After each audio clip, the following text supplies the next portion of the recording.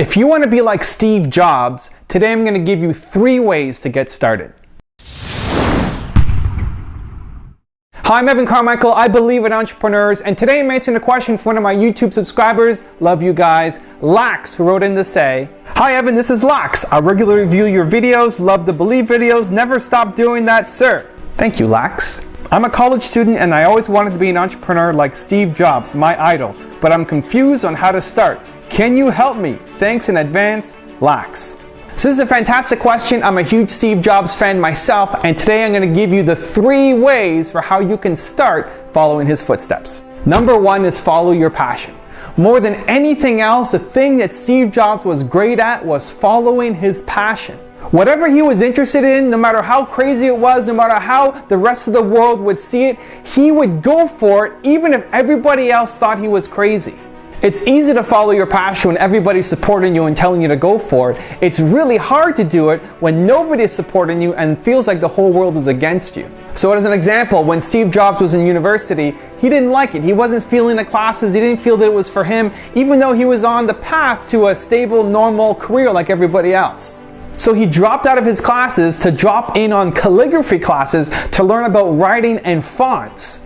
And people thought he was crazy. Why are you going to learn about writing and fonts? What possible good is this ever going to do for you? And the boldness and the courage came from not knowing how it was going to work out. Steve Jobs didn't know how that class was going to help him. He only signed up for it because he was interested in it and he was following his passion. It was only years later that when the first Mac came out, it was the fonts and the beautiful typography that really helped the computer stand out against every other computer on the market. When he first got into computers, everybody thought he was nuts. Nobody needed a personal computer, everybody thought. It was only for the big guys. The idea that everybody would have a computer in their home was ridiculous. It would get you laughed out of a room. But Steve Jobs didn't care. He was following his passion and trusted that it would work out. So if you want to be like Steve Jobs, have the guts and the boldness to follow your true passion. Number 2 is partner up. Steve Jobs never did everything himself. He always had talented people around him to help him build his dream. At the very start, it was Steve Wozniak, who was the technical genius and brains behind the early Mac computers. And as Apple grew, Steve Jobs continued to surround himself with smart, talented people who are at the top of their field who wanted to do something important. Stop trying to do everything yourself and partner up with the team and individuals who can help get you to your dream faster. And number 3 is set high standards.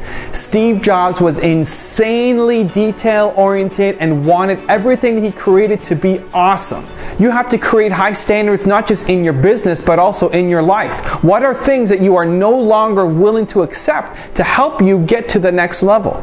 Steve Jobs had high standards about the suppliers that he worked with the things that were going into the computers, with the people that he hired for his team. Everything had to meet insanely high standards. If you want your life to be up here, but your own personal standards are way down here, there's no way to bridge that gap until you raise the standards of what you are now no longer willing to accept. Here's a fun clip from a Nike CEO where when he first got his job, he asked Steve Jobs for some advice, and Jobs told him to stop selling crap and to raise their standards. You mentioned last night when we were having dinner that when you first got the job as CEO, you got a call from Steve Jobs and he offered you some advice? Well, he didn't call to offer me advice, but we had worked together on a Nike-Apple collaboration called Nike Plus. So we took what Apple knows, what Nike knows, and brought a new technology to the market. Anyway, long story short, he said, "Hey, congratulations, it's great, you're going to do a great job." I said, "Well, do you have any advice?" And he said, "No, you're great." And then there was a pause, and he goes, "Well, I do have some advice." He goes, "Nike makes some of the best product in the world. I mean, product that you lust after, absolutely beautiful, stunning product. But you also make a lot of crap." He said, "Just get rid of the crappy stuff and focus on the good stuff." And then I expected a little pause and a laugh, but there was a pause but no laugh at the end. Yeah. And he was absolutely right. So remember, follow your passion, partner up, and set high standards. And of course, believe. Thank you guys so much for watching. If you like this video, I'd love to hear what you have to say in the comments. I'd love to know what your thoughts are on Steve Jobs and how he may have influenced you. If you want to share your story in the comments below. If you like this video and you want to see more, don't forget to subscribe to the newsletter and to the channel.